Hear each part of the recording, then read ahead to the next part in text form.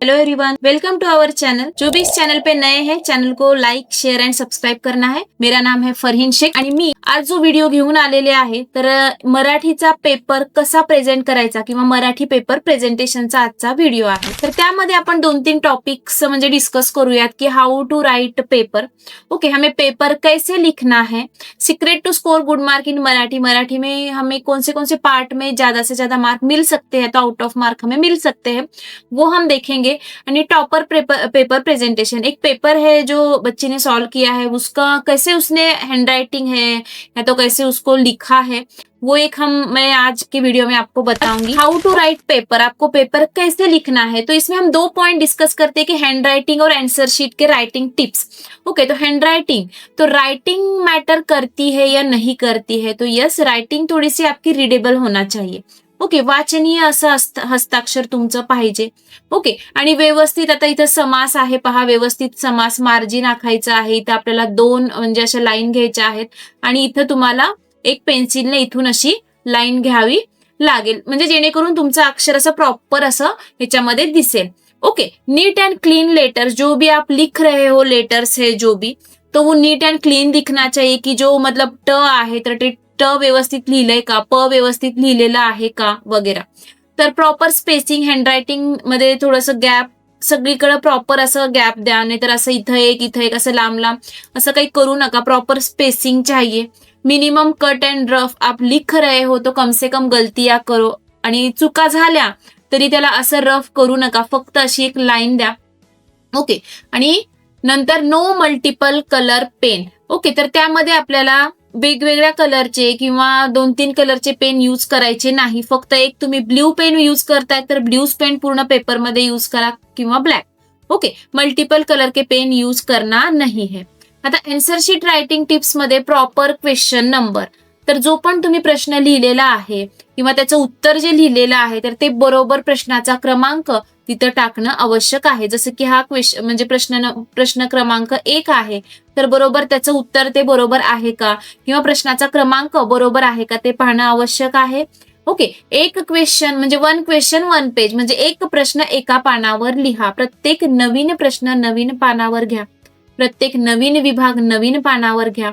नंतर use scale, blue pen आणि pencil. Okay, आपल्याला मार्जिनसाठी किंवा काही आपण डायग्राम वगैरे काढतो, वेब डायग्राम वगैरे काढतो, तर त्यासाठी स्केल यूज करा। ओके, पेन्सिल यूज करा आणि ब्ल्यू पेन हा यूज करा। ओके, आणि नेक्स्ट पेज म्हणजे हे काय आहे, आता तुम्ही इथं प्रश्नाचं उत्तर लिहिलेलं आहात आणि इथं जर अर्धा प्रश्न म्हणजे अर्ध उत्तर तुमचं झालेलं आहे, तर इथं तुम्ही PTO लिहा किंवा नेक्स्ट पेज असं लिहा, म्हणजे ते चेक करणाऱ्याला कळेल की ह्याचं अर्धा पार्ट किंवा ह्याचा अर्धा आन्सर नेक्स्ट पेजवर आहे। Okay, proper spacing end gap, जो अच्छे से क्वेश्चन में या तो जो भी हमने लिखा है उसमें गॅप और स्पेस चाहिए। आता secret to score good mark, यामध्ये तुम्हाला 5 विभाग आहेत, तर 5 विभागामध्ये कुठे कुठे आपण आउट ऑफ मार्क घेऊ शकतो। ओके, जो भी हमारे 5 पार्ट है मराठी के पेपर में, उसमें हम आउट ऑफ मार्क कहाँ कहाँ ले सकते हैं वो हम देखेंगे। तर पठित गद्य म्हणजे सीन पैसेज जो आपके होते हैं, 2 पैसेज आएंगे सीन पैसेज आपके, तो उसमें मोस्टली जो हम कहेंगे मोस्टली ऑब्जेक्टिव क्वेश्चन होते हैं, और एक हॉट्स आपण म्हणू त्याला म्हणजे हाय ऑर्डर थिंकिंग वाला स्किल क्वेश्चन असतो, तो म्हणजे स्वमताचा प्रश्न असतो पहा। तो वहां पे थोड़ा सा आपके 2 स्वमत में आधा मार्क आपका जा सकता है, 2 स्वमत में। ओके, तो यहाँ पे भी आपको अच्छे से मार्क मिल सकते हैं। पूरा जो गद्य विभाग है वो देखकर आपको क्वेश्चन के आंसर करना होगा। अपठित गद्य जो अनसीन पैसेज है, हमारे जो टेक्स्ट बुक में नहीं है, वो जो पैसेज बाहर से आता है, उसमें नॉर्मल बेस के क्वेश्चन रहेंगे, नॉर्मल ऐसा पैराग्राफ रहेगा और सिंपल ऐसे 4 मार्क के वहां पे क्वेश्चन होते हैं, तो यहाँ पे हम फुल मार्क ले सकते हैं। विभाग 2 पद्य या तो हम पोयम वाला पार्ट कहेंगे, तर पद्य विभाग मध्ये एक कविता येते। ओके, एक पोयम आएंगी पूरी और उसके हमें क्वेश्चन आंसर लिखना होता है, तो वो नॉर्मल क्वेश्चंस होते हैं, ऑब्जेक्टिव वाले क्वेश्चंस, या तर मग सरळ अर्थ लिहा, काव्य सौंदर्य लिहा, ऐसे कुछ एक क्वेश्चन होता है, तो यहाँ पे भी आउट ऑफ मार्क मिल सकते हैं। ओके, गेला तर फक्त अर्धा मार्क तुमचा इथं 8 मार्कापैकी जाईल। ओके, नंतर पठित पद्यच असतो, 2 पोयम असतात, त्यातून तुम्हाला एक पोयम अप्रिसिएशन साठी असते. ओके, तो ये भी हमें नॉर्मल क्वेश्चन है, कवि कवयित्रीचं नाव, विषय, विचार, संदेश, कविता आवडली न आवडली, ओके, ऐसे टाइप के यहाँ पे क्वेश्चन होते, तो यहाँ पे भी आपको पूरे पूरे मार्क मिल सकते हैं. ओके, यहाँ पे भी हमें 8 में से आधा मार्क, ठीक है, बाकी तो आउट ऑफ मार्क यहाँ पे भी मिल सकते हैं. आता नंतरचा जो विभाग आहे, स्थूल वाचनचा जो पार्ट आपण म्हणू, ओके, आपको 4 स्थूल वाचन है, उसमें से हमें 3 स्थूल वाचन मतलब परफेक्ट करना है. एक जो भी स्थूल वाचन है वो जो आपको हार्ड लगता है वो आप स्किप कर सकते हो.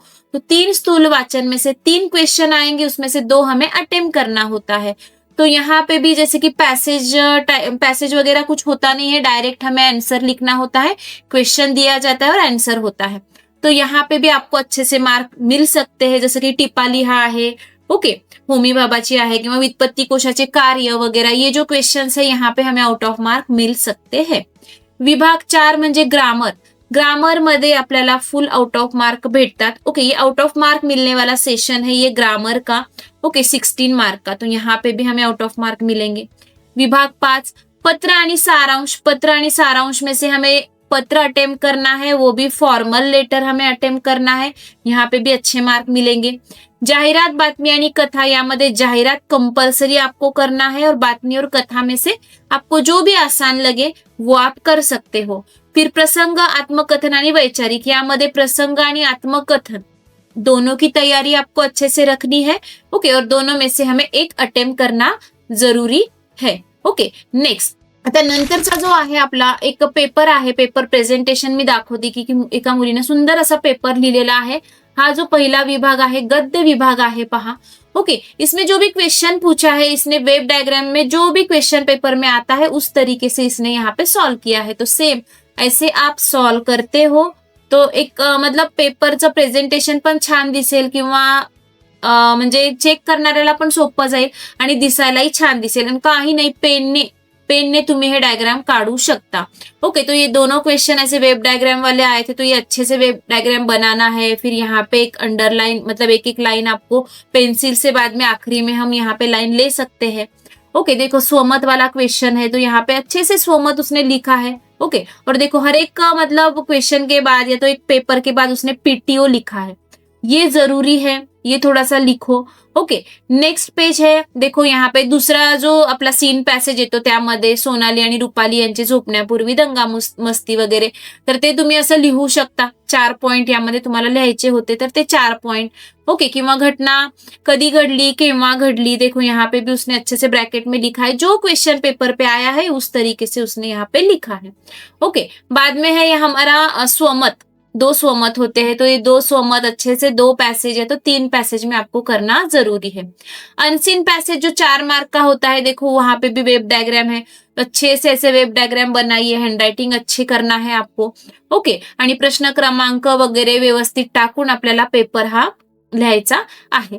नेक्स्ट विभाग दुसरा, जो पद्य मी म्हटलं प्रत्येक विभाग एक नवीन पानावर घ्या, प्रत्येक प्रश्न नवीन पानावर घ्या, तर ते खूप म्हणजे छान आणि सुंदर असं दिसेल. ओके, इथं पण पहा पद्य विभागाचे प्रश्न उत्तरे आहेत. ओके, इथं काव्य सौंदर्य आहे. काव्य सौंदर्य पण लिहिताना कवी असं म्हणतात की किंवा कवीला असं वाटतं की, ऐसे टाइप के थोड़ा सा आप यहाँ पे वर्ड्स यूज करो तो वो अच्छा रहेगा. ओके, नेक्स्ट हम देखते हैं रसग्रहण वाला. जो रसग्रहण आता है ये सेमी का पेपर है, या तो जो इंग्लिश मीडियम के बच्चे हैं उनको ये ऐसे मुद्द्यावर आधारितच असं रसग्रहण आहे पूर्ण. तर अशा प्रकारे रसग्रहण तुम्ही असं बॉक्समध्ये लिहा किंवा डायरेक्ट असं लिहून फक्त जे पण प्रश्न विचारले त्याच्या खाली तुम्ही अंडरलाईन असं करू शकता. ओके, आणि हे पॅसेज मधलं जे 4 मार्काचं रसग्रहण आहे सेमी इंग्लिशचं, ते पण तुम्ही व्यवस्थित असं एक करू शकता. ओके, आणि इथं जे आशय सौंदर्य लिहिलं आहे किंवा काव्य सौंदर्य आहे किंवा भाषा सौंदर्य आहे, तर असं थोडंसं अंडरलाईन करा, तर त्यातून पण तुम्हाला ते व्यवस्थित असं समजेल. ओके, स्थूल वाचनचा विभाग आहे आपला तिसरा विभाग. ओके, 2 स्थूल वाचन आपल्याला करावे लागतात, तर अशा प्रकारे तुम्ही 2 स्थूल वाचन करा. एका पेजमध्ये 2 स्थूल वाचन सफिशियंट आहे. ओके, पॅरेग्राफ करा. सगळ्यात बेस्ट असं राहील की तुम्ही पॅरेग्राफ मध्ये करा. हे अक्षर सुंदर आहे आणि कसं परफेक्ट लिहिलेलं आहे किंवा स्पेसिंग वगैरे, त्याच्यासाठी मी हा पेपर तुमच्या समोर आणलेला आहे. नंतर ग्रामरचा जो भाग आहे, ओके, तर पहा इथं विभाग 4 भाषा अभ्यास, तर सेम ग्रामर तुम्हाला प्रश्न नाही लिहिला तरी चालेल, पण समानार्थी, विरुद्धार्थी जिथं आहे, वचन आहे, लिंग आहे, तिथं तुम्ही प्रश्न लिहा, त्यात काही वेळ जात नाही. क्वेश्चन लिखकर आन्सर लिखो तो भी चलेगा. ओके, हे पहा अशा प्रकारे ग्रामर त्यांनी सोडवलेलं आहे, किंवा असं एक एक लाईन सोडून व्यवस्थित असं ग्रामर सॉल्व्ह करायचं आहे आणि पेपर पण सुटसुटीत दिसतो. नंतर आपला शेवटचा जो भाग आहे उपयोजित लेखन, त्यामध्ये पत्र आहे पहा, फॉर्मल लेटर लिहिलेला आहे. ओके, तर विषय वगैरे आणि सगळं पूर्ण आपल्या डाव्या साईडनं येणार आहे, मार्जिन वगैरे नाही, मार्जिनचं लागूनच सगळं आहे, पॅरेग्राफ केलेला नाही किंवा 2 फिंगर गॅप आपल्याला इथं कुठं दिसत नाही. अशा प्रकारे तुमचं लेटर रायटिंग आलं पाहिजे आणि ईमेल आयडी मस्ट आहे, ईमेल आयडी टाकणं हे आवश्यक आहे, कारण ईमेल प्रारूपचं आपलं पत्र आहे. नेक्स्ट, आता जाहिरात होती, जाहिरात एक म्हणजे जाहिरात दिली होती, त्याच्यावरून तुम्हाला क्वेश्चन आन्सर लिहायचे होते. तर अशा प्रकारे क्वेश्चन आन्सर जाहिरातचे लिहायचे आहेत. जिथं वेब डायग्राम आहे तिथं वेब डायग्राम काढा नक्कीच आणि सुंदर असं छान असं तुम्ही लिहू शकता. आता हे बातमी लेखन आहे, बातमी लेखन पण कमीत कमी 3 पॅरेग्राफ मध्ये किंवा 2 पॅरेग्राफ मध्ये पण अजून थोडीशी मोठी लिहा. ओके, अच्छे से इससे थोड़ा सा ज्यादा भी आप लिख सकते हो. तो ह्याच्यामध्ये पण 5 पार्ट आपले येणं आवश्यक आहे. ओके, शीर्षक, बातमी को जो होता है शीर्षक है, स्थळ वगैरे, दिनांक, शिरोभाग आणि तपशील, असे 5 पार्ट बातमीमध्ये तुमच्या येऊ द्या. नंतर आहे निबंध लेखन, आपण म्हणू वारकऱ्याचे मनोगत, असं एक निबंध लेखन आहे. तर निबंध पण 2 पॅरेग्राफ मध्ये असं तुम्ही छान असं लिहिणं आवश्यक आहे, 2 पेजवर. ओके, आता हस्ताक्षर वळणदार नसलं तरी चालेल, पण आपल्याला काय करायचं, रिडेबल असं वाचनीय तुमची हँडरायटिंग पाहिजे. ओके, आपने जो भी लिखा है वो सामने वाले को पढ़ते आना चाहिए. नवीन विभाग नवीन पानावर, नवीन प्रश्न नवीन पानावर. ओके, आणि अधोरेखित म्हणजे अंडरलाईन करा तिथं महत्वाची उत्तरं आहेत, किंवा कवयित्रीचं नाव असेल, किंवा वाक्यप्रचार आहे, आपण वाक्यात उपयोग करतो, त्याच्यानंतर वाक्य जिथं आपण हे केलेलं आहे तिथं अंडरलाईन करा. ओके, जो पण प्रश्न आहे जे आपल्या वाक्यात उपयोगामध्ये आलेला आहे तिथं अंडरलाईन करा. खाडाखोड टाळा. ओके, जास्तीत जास्त चुका टाळा, खाडाखोड टाळा. ओके, सिली मिस्टेक थोड्याशा कमी करा. ओके, नंतर आता घरात आता काय करायचे तुम्हाला, शेवटी एक 3 तासाचा अलाराम लावून तुम्ही कमीत कमी 5 PYQ सॉल्व्ह करा. एक तुम्हाला लिहिण्याची सवय होईल. ओके, तर म्हणजे अक्षर पण चांगलं होईल, पेपर पण टाइम मध्ये तुमचं म्हणजे कव्हर होईल. ओके, शुद्ध लेखन मध्ये काना, मात्रा, वेलांटी या सगळ्या चुका टाळा. ओके, जो भी आसान वर्ड्स है वहां पे गलतियां मत करो. ओके, तो आप डेली एकाध टॉपिक राइटिंग स्किल का अच्छे से कर लोगे लिखकर, तो आपका म्हणजे शुद्ध लेखन पण तुमचं छान असं सुधारेल. पाठ्यपुस्तकाचं वाचन तर गाईड पेक्षा तुम्ही थोडंसं रीडर वगैरे वाचा.